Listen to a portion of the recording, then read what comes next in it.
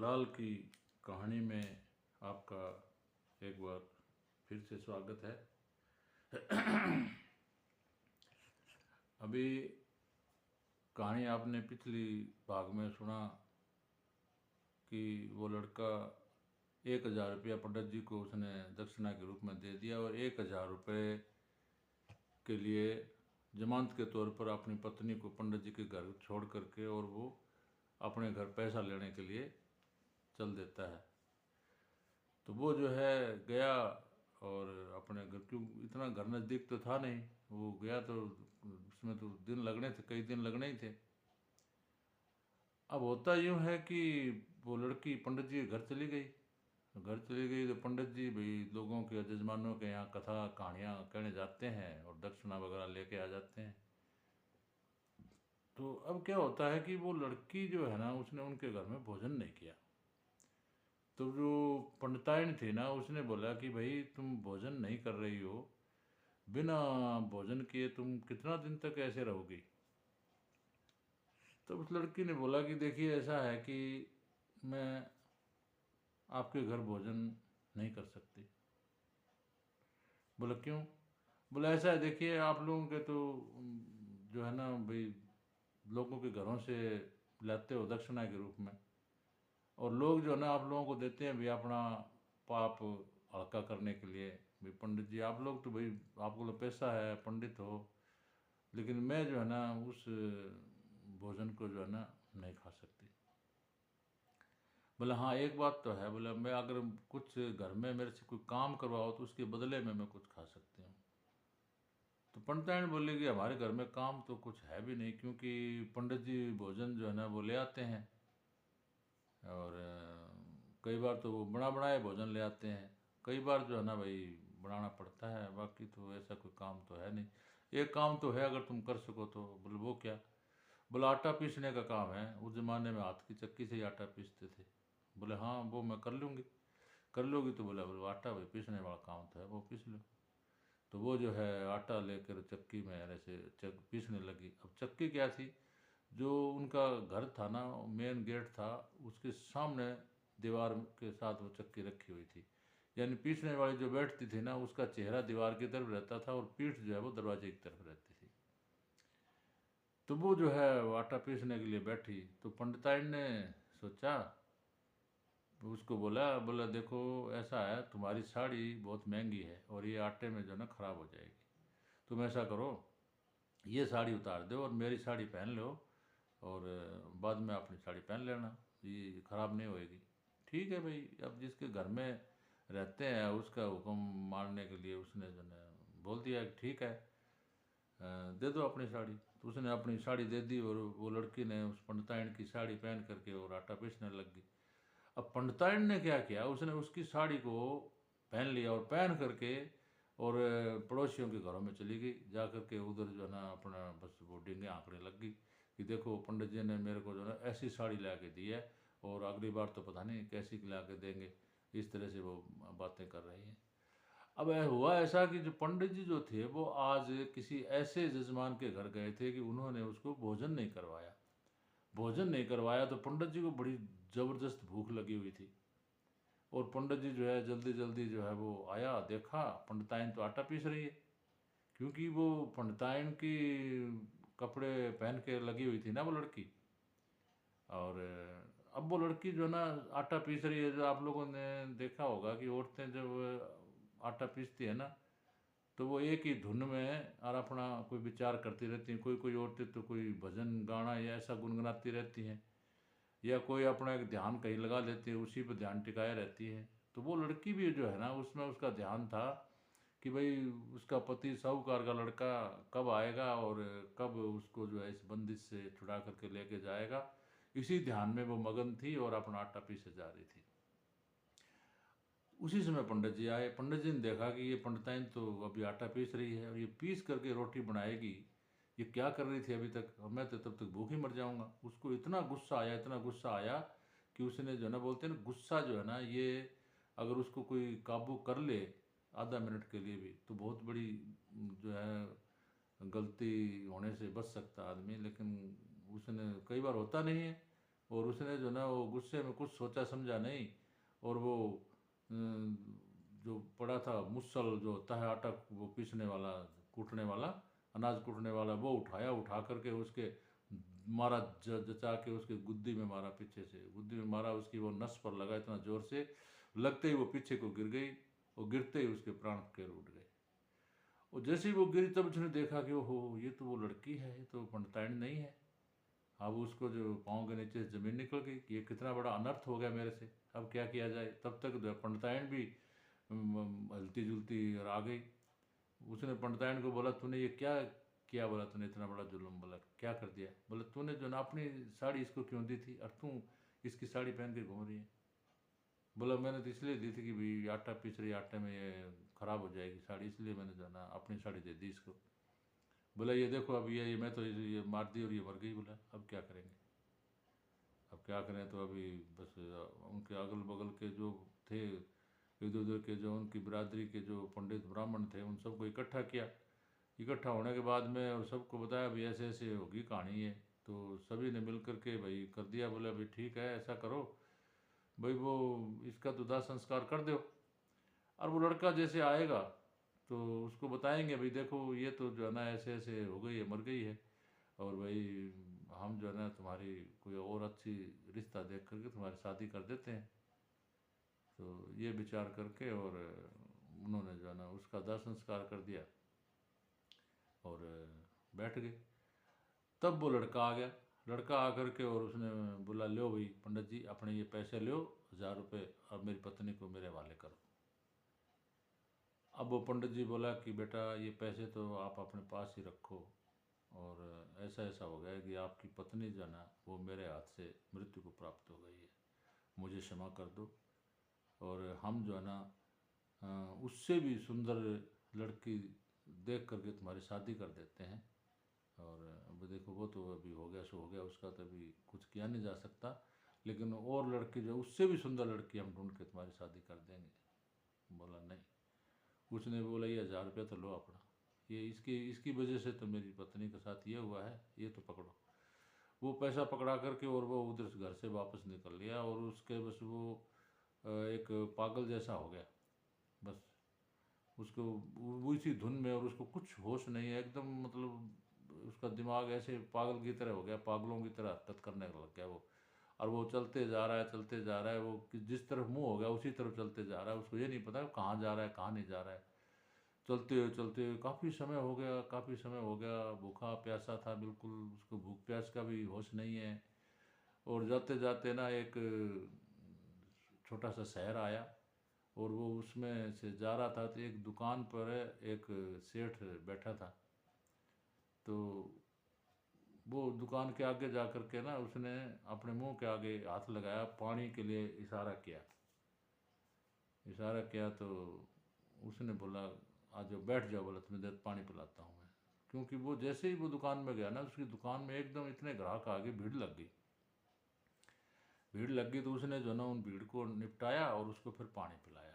पानी पिलाया तो उसको, उसने, ये बढ़िया लाला होता है ना, ये दिमाग बहुत जल्दी लगा लेते हैं। उसने सोचा कि इतनी भीड़ तो तेरी दुकान में आज तक कभी हुई नहीं है, और ये लड़का आया है तो एकदम इतनी भीड़ हो गई है, कोई क्या वजह है। तो उसने उस लड़के से पूछा कि भाई तुम कौन हो, कहाँ से आए हो, कहाँ जा रहे हो।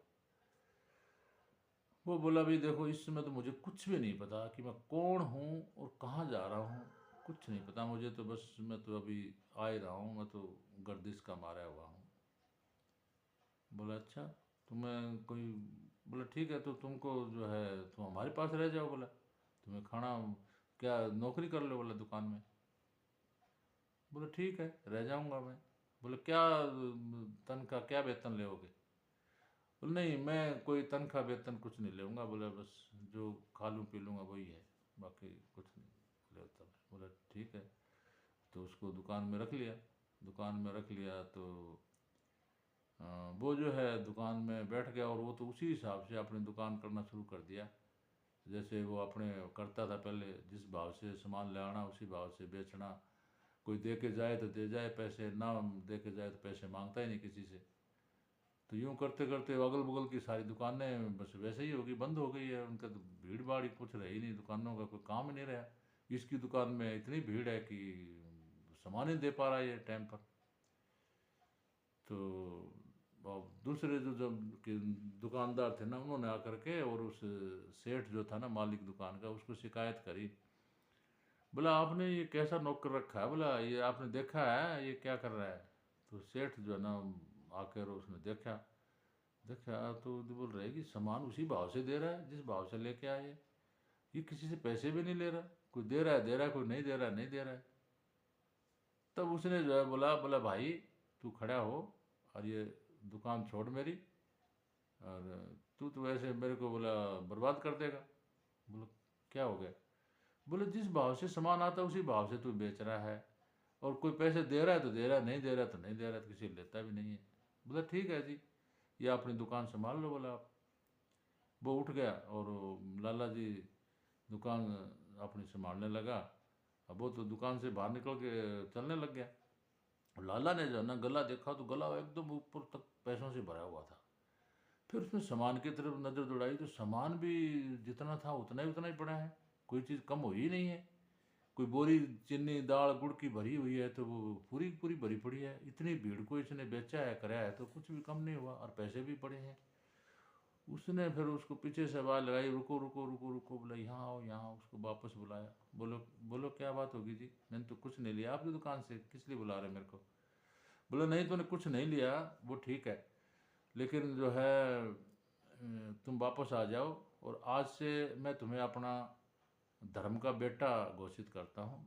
तुम मेरा धर्म का बेटा है और मैं तुम्हारा बाप हूँ, क्योंकि हमारी तो कोई संतान है भी नहीं, बस तू ही है जो है। और भाई आज से ये सारा व्यापार सारी दुकान घर बार सारा तेरे सुपुर्द है, तुझे जैसा लगे वैसा तुम करो, अच्छा लगे अच्छा बुरा लगे बुरा, जैसे भी अपना व्यापार करना वैसे करो, मेरी कोई दखलंदाजी नहीं है, और जो कुछ है वो तेरा ही है बस। बोला ठीक है भाई।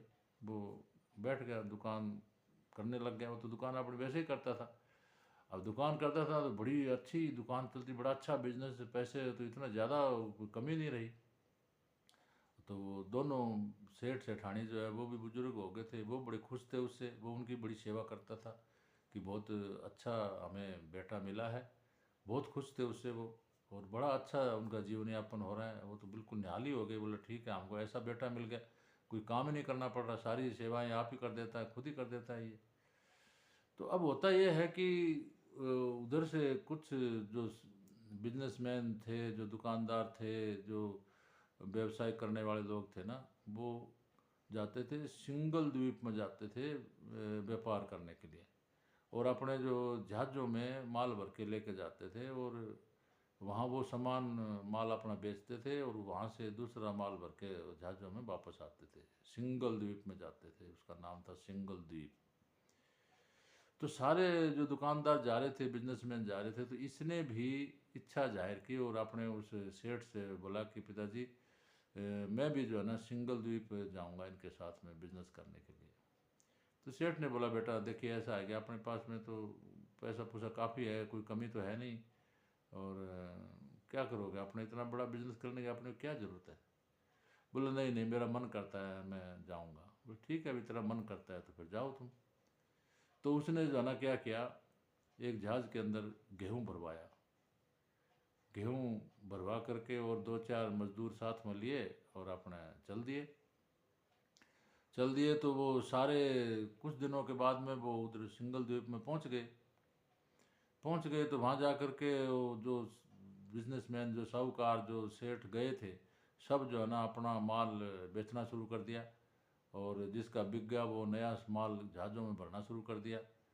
और ये जो है अपना क्या किया, वहाँ से उतर के जहाज़ खड़ा कर दिया और खुद जो है ना सिंगल द्वीप में निकल गया ऐसे ही घूमने के लिए, सैर करने के लिए। सब घूम रहा है फिर रहा है, घूम घाम के और आया वापस। तो मजदूर बोलते हैं, सोचते हैं मन में यार कैसा आदमी है ये, सारे लोग तो अपना माल बेच रहे हैं कोई ले रहे हैं, और ये जो ऐसे ही घूम रहा है, ये माल मूल सारा ऐसे ही पड़ा है। गेहूँ भर के लाए थे वो जहाज़ में। तो वो जैसे आया तो मजदूरों ने उसको बोला कि सेठ जी क्या बात है, बोले सारे लोग तो वापसी की तैयारी कर रहे हैं, सामान बेच दिया है और भर रहे हैं, और आपने जो है कुछ किया ही नहीं है, आपने ये माल कब बेचोगे किस। तो फिर उसने बोला नहीं नहीं, आपने क्या करना है बेच के, बेचना बेचना कुछ नहीं है, ऐसा करो ये जहाज़ का पीछे वाला दरवाज़ा खोल करके ना ये सारा गेहूँ जो है ना इस समुद्र में डाल दो। इस समुद्र में ना बहुत जंग वो पानी के जीव हैं, जल जीव हैं, और वो बेचारे खाएंगे पिएंगे, सारा इसमें डाल दो बोला। भाई वो मजदूर तो बेचारे क्या करें, जैसे उनको बोला गया वैसा उन्होंने किया। वो पूरा जहाज़ का जो गेहूँ था वो सारा का सारा उन्होंने समुद्र में पलटा दिया, और मन ही मन में वापस में बातें कर रहे हैं, यार कैसा ये सेठ है, बताओ इतना गेहूँ वहाँ से लाया और यहाँ बेचने की बजाय इसने सारा समुद्र में ही गिर दिया। तो भाई ठीक है, गिर दिया गिर दिया। अब क्या हो गया कि पानी के अंदर जो है ना जीवों को इतना वो गेहूँ मिला, इतना भोजन मिला, जीवों ने बड़ी खुशियाँ मनाई। तो समुद्र के अंदर एक मगरमच्छ था, उन सारे जीवों का मतलब हेड लगा लो। उसने जो ना बोला भी देखो ऐसा है, देखो किस दानी आदमी ने तुम लोगों के लिए इतना दान किया है, इतना भोजन तुम लोगों को उपलब्ध कराया है, तो अभी हमारा भी कुछ फर्ज बनता है कि हम उसके लिए कुछ करें। तो बोला हम क्या करें, बोला ऐसा करो, देखो ये समुद्र के अंदर इतने हीरे जवाहरात पन्ने ये इतने देखो पत्थर पड़े हैं सारे, एक एक मुंह में लेके जाओ और अपना बाहर ले जाके रख दो। बोला ठीक है। उसका हुक्म लिया और सारे जीव ने एक एक मुंह में लेके आए, जो मछली और जो भी जानवर थे। उधर तो ढेर लग गया, बहुत बड़ा ढेर लग गया। तो उसने जो है बोला उनको, बोला ऐसा करो अपना ये जो हीरे पन्ने लाल वगैरह है ना इनको ढक दो। बोला तो कोई लेके कपड़े लत्ते और बोरी बारी जो भी है उनको ढकवा दिया पूरे को।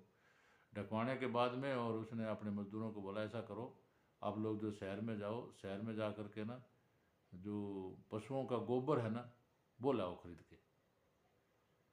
अब वो जो है बोलते हैं यार अच्छा पागल सेठ है, बताओ लोग तो कोई कुछ चीनी खरीद रहा है, कोई कुछ खरीद रहा है, कोई मिर्च खरीद रहा है, कोई धनिया खरीद रहा है, कोई जीरा खरीद रहा है, और ये जो है बोलते हैं गोबर खरीद दो। बोला अच्छा, बोला ये नमूना आदमी है। तो भाई क्या करे, वो चले गए। जा कर के उन्होंने जो है ना शहर में बोला भाई जितना भी गोबर है हमको दे दो, जितना पैसा लेना है लो। तो भाई वो गोबर का ढेर लग गया उधर, ढेर लग गया। जब उसने मजदूरों को बोला ऐसा करो, इस गोबर की ना ये थेपड़ी बनाओ। बोला पाथी जिसको बोलते हैं, पंजाबी में कंडा बोलते हैं। तो बोला और इसके अंदर ना ये हीरे जवाहरात है ये थेपड़ियों के अंदर डाल डाल के और ये थेपड़ी बना बना के सुखाओ। बोला तो और जैसे जो सूख जाती है उसको जहाज़ के अंदर फिट करते जाओ। ठीक है। अब भाई वो थेपड़ी बनाए, वो थेपड़ी करते करते हीरे जवाहरात सारे उनके अंदर डाल दिए, और वो थेपड़ियाँ सारी की सारी बना दी। सूख जा रही हैं वो अंदर डाल रहे हैं, और बाकी गिल्ली है उनको उल्ट पुलट के सुखा रहे हैं। तो जो साथ में जो दूसरे जो सेठ साहूकार आए थे ना उन्होंने सोचा यार ये क्या नमूना आदमी है, बोला पागल तो नहीं है कहीं। बोला ये बताओ ये गोबर की थेपड़ी बोले जहाज में भर रहा है, ये लेके जाएगा बोला उधर। तो उन्होंने जो ना मजाक में उसके पास मजाक के तौर पर आए और आकर के और उसको बोला, बोला भाई हम जो है ना वो चिलम पीते हैं हुक्का, और हमको जो है ना वो आग बनाने के लिए ना वो चाहिए, ये थेपड़ी चाहिए। बोला दे दो।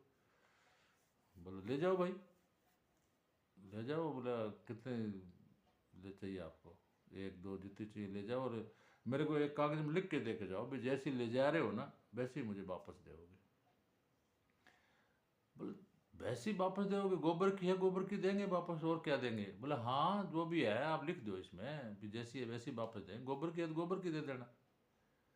अब वो जो है लेकर के दो थेपड़ी ले गए, वो ले जा करके उन्होंने जैसे ही उस थेपड़ी को फोड़ा तो उनकी आंखें जो खुली खुली रह गई, उनके अंदर तो हीरे जवाहरात मोती ये है।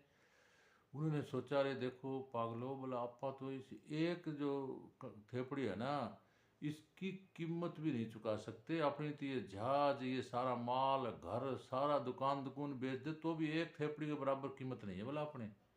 और बोला इसने तो पूरी जहाज भर ली। बोला बताओ इतना धन। तो ये सोच करके वो सब ने जो है ना बोलते हैं कि धन जो होता है ना पैसा, ये आदमी को बेईमान बना देता है। और ये ऐसी चीज़ है कि ये जो है ना कुछ भी नहीं देखता, बस अपना स्वार्थ ऐसा जब हावी होता है तो बड़े से बड़ा पाप करने से भी नहीं चूकता इंसान। तो उन्होंने सब ने मिल कर के सलाह बना ली, यार इसको तो कैसे न कैसे इसको ख़त्म किया जाए और ये जहाज जो अपने कब्जे में ले ली जाए, इतना धन बुला। तो उन्होंने क्या किया काम, आए उसके पास में, और वो जहाज पर तो खड़े ही थे, और उससे बात करते करते और उसको समुद्र के अंदर धक्का दे दिया। वो समुद्र में गिर गया, वो डूबने लगा। तो वो मगरमच्छ जो है ना वो भाग करके आया और उसको अपनी पीठ के ऊपर बैठा करके और उसको जो है ना पानी के अंदर ले गया और उसको दूसरे किनारे में, समुद्र का जो दूसरा किनारा था उस पर उसको ले जा करके छोड़ दिया और उसको बोला, भाई देखो तुमने हमारे लिए बहुत कुछ किया और देखो हमने जो ना भी आपका बदला भी उतार दिया है। तो बोला, भाई आपका बहुत बहुत धन्यवाद है, आपने जो है मेरी जान बचाई है। और वो बेचारा ऐसे बोल कर वो मगरमच्छ तो पानी में अपने चला गया। अब वो समुद्र के उस तरफ निकला, उस तरफ जो है कुछ नहीं है, जंगल के अलावा कुछ भी नहीं है, जंगल है बस, बियाबान है, कोई आदमी नहीं है, कुछ नहीं है। तो वो जो है देखा अभी कहाँ जाए वो, तो कोई है ही नहीं, गांव नहीं, आदमी नहीं, कुछ नहीं है। उसने एक पेड़ के ऊपर चढ़ के और ऐसे नज़र दौड़ाई तो एक जगह उसको ना धुआं निकलता हुआ नज़र आया। तो वो जो उस धुएं की दिशा में गया गया तो उधर एक बाबा जी थे, संत तपस्वी, तपस्या कर रहे थे, उनका धूना जल रहा था। और वो उधर जो है चला गया और बाबा जी को प्रणाम किया, तपस्वी को। तपस्वी ने भी सोचा भी इस जंगल में तो कोई इंसान वैसे आता ही नहीं है, यहाँ तो ऐसी ये जंगल, भयानक जंगल में कोई नज़दीक नज़दीक में बस्ती गांव तो कुछ है ही नहीं, और वैसे भी इस जंगल में कोई आता नहीं है क्योंकि जंगली जानवर और उनका बड़ा वो है। तो ये कौन है? तो उसने बड़े अचरज के साथ में कि भाई बेटा तुम कौन हो, कहाँ से हो और यहाँ कैसे आए हो? उसने अपनी पूरी कहानी जो है बताई उसको कि बाबा ऐसे ऐसे हुआ मेरे साथ में। बोला अच्छा, बोले हाँ। तो बोला बेटा ऐसा है, ये मेरी चरण खड़ाऊँ है, ये खड़ाऊँ अपने पैरों में डालो। और एक उसको ना उसके पास में एक अमर फल था, अमर फल, वो बोलते हैं कि अमर फल एक ऐसा फल होता है जो कोई भी वृद्ध या जवान व्यक्ति भी खा ले, जवान खा लेता है तो बोलता है वो कभी बूढ़ा ही नहीं होता, और कोई बूढ़ा खा लेता है तो वो भी जवान जैसा नज़र आता है, मतलब उसके अंदर ऐसी शक्ति होती है अमर फल में। यानी अमर फल है तो यानी अमर कर देता है वो। ये अमर तो क्या कर देता है, लेकिन उसमें यही खासियत है कि उसमें जो है ना बस वो आदमी स्वस्थ नज़र आता है। तो वो अमरफल दे दिया और बोला ये चरण खड़ाऊँ हैं, इनको पहन के और इनको जो बोलोगे ना, जहाँ भी बोलोगे ये वहीं पर तुमको वायु मार्ग से पहुँचा देंगी और आप जहाँ जाना चाहते हो वहाँ चले जाओ। और फिर जो है इनके ऊपर जो ना आप अपना जल का छिट्टा मार के और इनको आदेश देना, ये मेरे पास वापस आ जाएंगी। बोला ठीक है बाबा जी। उसने वो अमरफल लिया और वो कड़ाहूँ पहनी, और कड़ाहूँ पहन करके उसने आदेश दिया कि मुझे जो है मेरे जो धर्म के माँ और बाप है सेठ सेठानी, उनके पास में मेरे को लेके चलो। तो वायु मार्ग से आया, कुछ ही समय के अंदर वो जो है पहुंच गया उधर। उधर पहुंच गया तो अब वो बाकी जो है वो सेठ साहूकार अभी आए नहीं थे, वो तो पहुंचे नहीं थे, क्योंकि पानी के जहाज जो होते हैं उनको तो वो धीरे धीरे चलते हैं, उनको टाइम लगता है, वो तो कई दिन में पहुंचते हैं। तो वो जैसे ही वो उधर पहुंचे पहुंचे तो वो तो आगे खड़ा है। उन्होंने बोला, अरे कमाल यार, ये तो ये आगे कैसे खड़ा है ये इधर, ये तो समुद्र में हमने गिरा दिया था, फिर ये आगे खड़ा है यार, ये तो कोई। तो वो सब डर गए, सब डर गए। तो बोले भाई डरो मत। बोला क्या बात होगी, डरने क्या बात है, तुम लोगों ने मतलब ऐसा क्यों किया? अगर तुम लोगों को कुछ चाहिए था तो मेरे से मांग लेते, मैं तो सारा वैसे दे देता तुमको। और तुम लोगों ने मतलब इस तरह, फिर भी चलो कोई बात नहीं, तुम्हारे मन में जो भी ख्याल आया ऐसा, और तुम लोगों ने जो कर्म किया है वो किया है, चलो कोई बात नहीं। तो उन्होंने बेचारा, उन्होंने वो सारा माल उसका वापस दे दिया उसको, दे दिया। तो अभी उसके पास में धन की क्या कमी रह गई? धन की तो कोई कमी रही नहीं, इतना धन आ गया उसके पास में। तो वो घर में रख दिया, घर में रख दिया। तो उसने फिर क्या किया, वो अमरफल जो था ना वो दे दिया अपने उस सेठ सेठानी को, जो धर्म के माँ बाप थे उसके, कि भाई ये चलो बुजुर्ग हैं, ये खा लेंगे। तो उसको दिया, बोले ये लो, ये बोले खा लो। अब सेठ सेठानी ने सोचा कि हम जो है बूढ़े हैं और हमने ये खा के क्या करना है, इससे अच्छा तो है हम राजा को दे देते हैं और राजा हमें कोई दान दक्षिणा वगैरह इनाम वगैरह दे देगा। अब देखो लालच भी इतनी बड़ी चीज़ होती है, और ये लाला लोग हैं साहूकार, इनको तो ज़्यादा ही लालच होता है कि जब इतना धन तो उनके पास पहले ही था और उसके बाद में ये लड़का इतना सारा धन लेके आ गया और फिर भी इनकी धन की इच्छा जो है वो समाप्त नहीं हुई, क्योंकि ये इच्छा जो है ना, ये तो मतलब बोलते हैं ना कि त्रिलोकी का राज भी किसी को दे दिया जाए तो भी उसकी इच्छा पूर्ति तो होती नहीं है। ये तो संतुष्टि लेनी पड़ती है। अगर संतुष्टि आ गई तो थोड़े से में आ जाएगी, नहीं आएगी ना तो चाहे 3 लोग का सारा सामान दे दो ना तब भी नहीं आती है। तो उनको भी नहीं आई। तो वो गए राजा को जाके उस सेठ ने और वो अमरफल दिया, बोला ये लो। तो वो अमरफल राजा ने अपनी बड़ी रानी को वो अमरफल दे दिया कि ये लो। अब बड़ी रानी को अमरफल दिया तो छोटे वाली रानी ने देखा कि इसको तो अमरफल दे दिया और मुझे तो दिया ही नहीं है। उसने राजा को बोला भी ये क्या बात है, बोला आपने तो बात कर दी, बोला इसको तो अमरफल दे दिया मुझे कुछ नहीं दिया।